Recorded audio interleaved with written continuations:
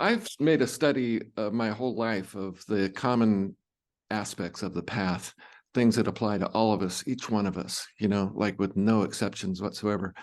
And one of the things that seems to show up in everything is humility. And of course, a lot of people have different ideas about what humility is, but really, essentially, it just means being receptive.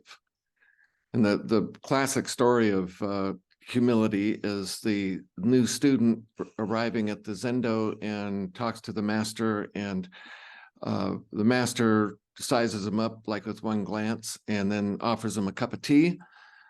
And guy says, yeah, sure, I'd love a cup of tea. So he reaches around, grabs the pot of tea and cup, and guy's holding a cup and starts pouring the tea and keeps pouring and keeps pouring. The tea starts overflowing and overflowing onto the saucer and then onto the floor. And the young man says, what are you, a fool? Can't you see my cup is full?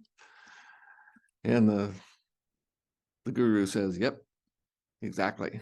Hit the road. So, and it's not like, and I really do think that Jesus was in the Sermon on the Mount, he wasn't really talking to the general public. He was like that guru talking to prospective students. And when he said, blessed are the poor in spirit, because theirs is the kingdom of heaven, that's exactly what he was talking about. Because the word poor refers to the lack of something, and a lack of fullness of oneself is really, really the first prerequisite. Doesn't matter if you're Christian, Buddhist, Hindu, whatever. You've got to be receptive. You got to open up and be receptive. And so one of the ways, the primary way that we keep from doing that is we build a wall of words. We always thinking, because to go quiet can be kind of scary sometimes, because we don't know who we are in the quiet. And so humility is like the key to that.